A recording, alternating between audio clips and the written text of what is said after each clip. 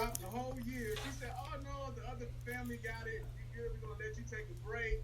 You know, we know you're busy." I was like, "Okay." On that Friday, she said, "Look, I have nothing for my wedding." Oh my! I said, "What do you mean you have nothing?" Now, mind you, my mom had a 300-person wedding. What?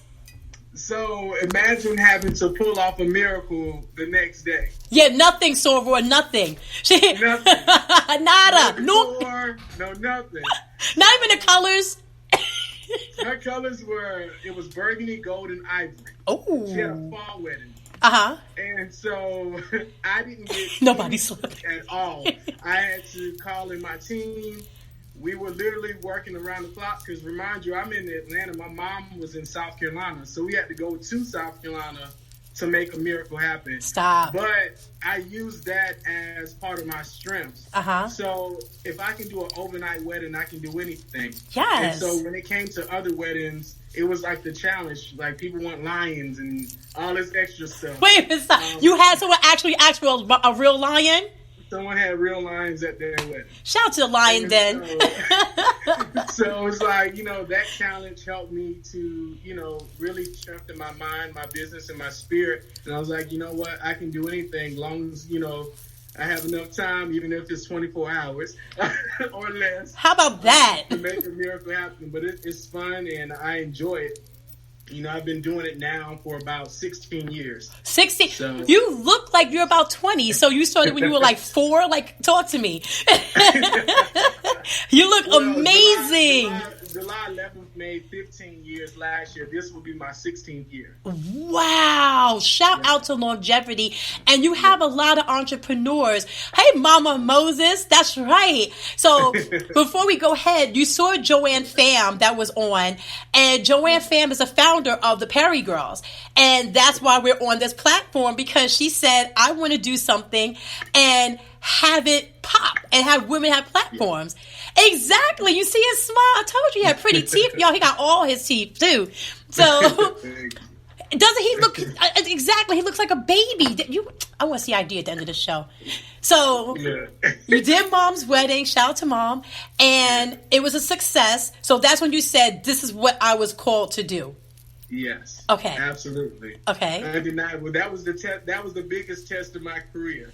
Because, at the end of the day, when it's Mom, you have to show up to show out, even if it's at the last minute. That's right. So it just, it took me to that level, and I was like, okay, time to put your skills to work. Right, and, right. I was grateful I was able to pull it off. Right. Okay. So now, yes, right, Glam Queen? Yeah, someone said you use crush strips. Why do you want to know if the man uses crush strips? Bye. Anyways, they're like, you use crush strips. So, if you use crush strips, do they even make those anymore? I don't. So yes, it was a sink or swim moment, and the adrenaline. It really was. So looking back at that overnight wedding that basically shifted your career and got you to where you are, do you have any regrets? Or is there anything you said, you know what? I wish I did this different, or I did this better, or I did less of this? Well, absolutely. I brought in 3 truckloads. I would have just brought in 1. When it's under pressure, I'd rather have more stuff than not enough. Right. And so it took a lot more manpower, but I brought so much stuff. I literally brought half of the warehouse because I didn't know what I was up against. I never saw the place. And so I just had to design on the fly. Exactly.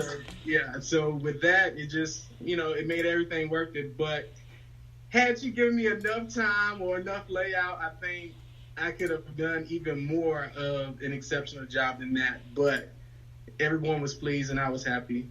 Aww. Mama Moses wants to know, are you the only son? I am the only son, but I have an older sibling. My sister is the oldest. Okay. Yeah. Listen, there's a connection with the boys and their mother. Like my son and I are like this, and it's just a special connection, like daddy's girl, mama's baby. So, hey, Arthur Tara, how are you, gorgeous? Yeah, they cut all of it off, but I'm letting it grow back. She's like, where's your hair? So now, how did you? When you grew up? When you were growing up, what did you want to do? Like, what was it that you wanted to be? So actually, my career path, all my life, I was going to be a defensive attorney and then a judge. Stop. So poli-sci was my original major. Uh-huh. And I went to Morehouse. And shout out to the house. Yes, absolutely. And so after, when I got into maybe the internship programs and doing the things at the courthouse, I was like, I don't know if I want to do this every day and be inside of four walls. I was like, my personality is too big. Yes. So I switched my major to business administration and marketing. Stop. And your junior year, you switched your major? Shout out to the nerd squad. Go ahead. I did. So business administration and marketing became my outlet, and it was just fun and exciting from there. And that's what's really helping shape my business. It's very important for entrepreneurs to continuously invest in their business and to just rebrand yourself. Every year, you should do something different, even if it's just adding something to your logo or just having re-grand openings or just something. Right. But you want to stay in tune with the current trends, your customers, your clients, all of that stuff. You want to keep going. You don't want to stop. The best is yet to come. That's right. Even if you change the colors of your website, you have to stay with the ages. So that's definitely it. So now, someone wants to know, how do they reach you? There we go. How do they reach you? Okay, well, you can reach me. I'm on Facebook, Instagram. My website is jwexclusivedesigns.com and Instagram at jwexclusivedesigns, or our phone number is 404-438-5113. All right, so there we go. That's the website, jwexclusivedesigns.com, Instagram, jwexclusivedesigns, and phone number 404-438-5113. There we go.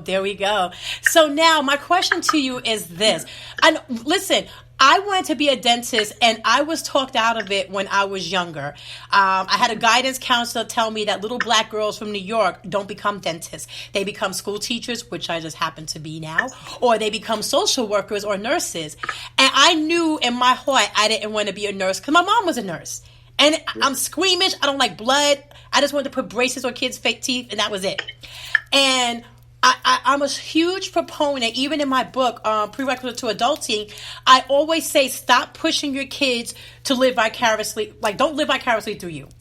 And let them intern first, because like you just said, you intern to realize this is not what I want to do. Okay. Mm-hmm. So now, how did we get from I love to cook, I'm a business admin marketing major, to a staff of 89 plus traveling the world? What was the connectivity? Where was a paradigm shift that changed you from Johnnie to Johnnie Winston III? Well, I already knew Johnnie Winston III was always going to be a brand. When your name is spoken, you speak life into your name, and you give yourself the power that you deserve. And no one can take that from you. Your power is all that you have. Whatever you speak, you're going to create. And so ever since elementary school, I spoke life into my name. Yes. I've always branded my name. What's your name? My name is Johnnie Winston III. And so I never just said Johnnie Winston. So when you speak with power, power comes to you. So it was just a matter of time for me to meet the right people. And I networked. I went to various events that they had around the city.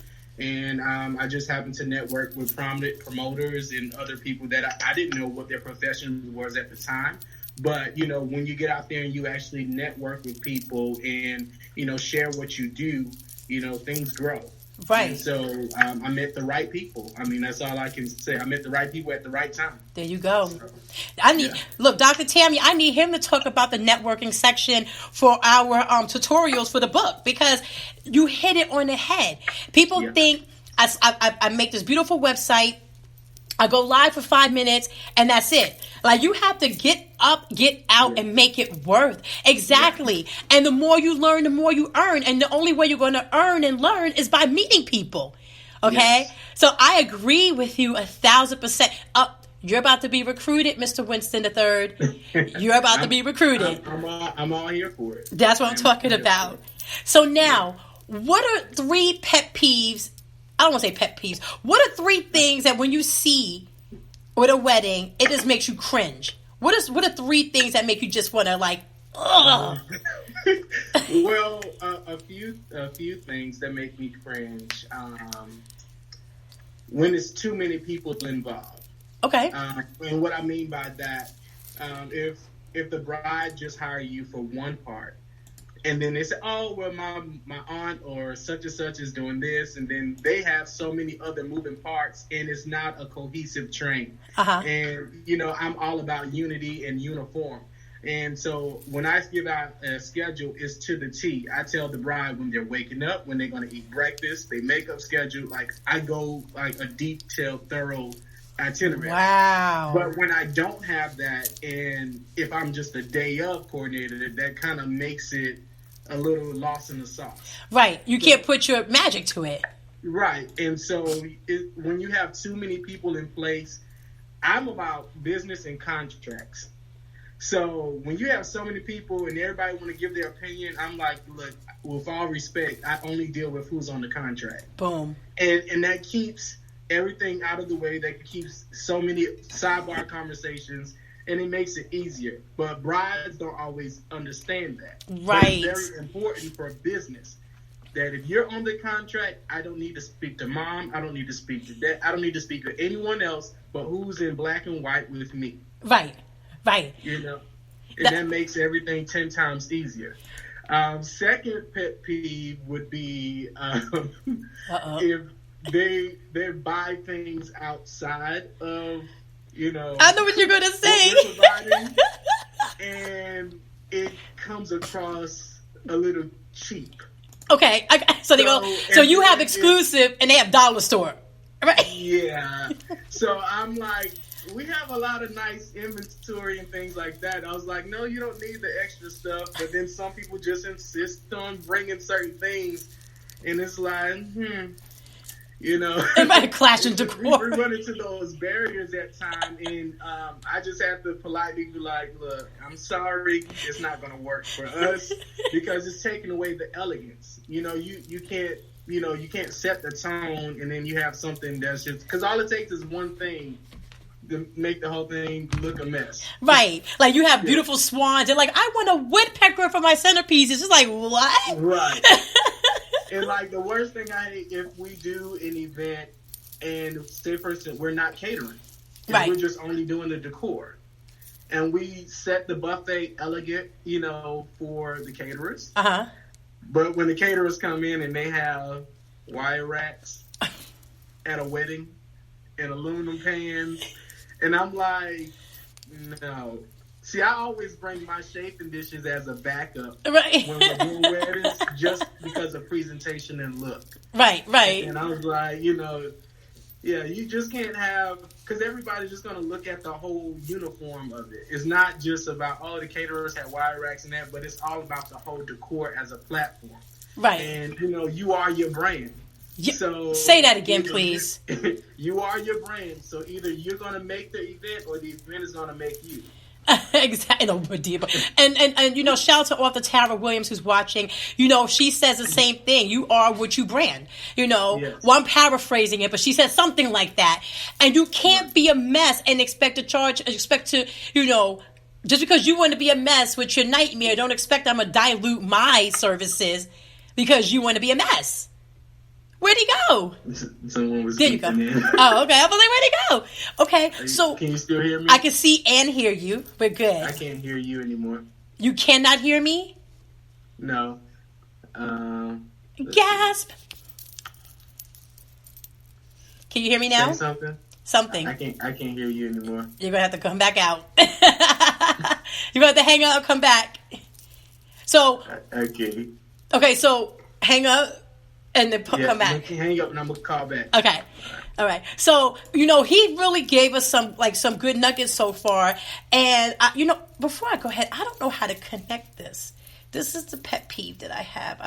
I'm having a hard time trying to connect it. Okay. Anyway, so, you can't devalue people and, we can have both of us. That sounds a little kinky, girl. What are you talking about? So, while we're here waiting for him to come back, my question to you is, if you know that you and or the bride has multiple children.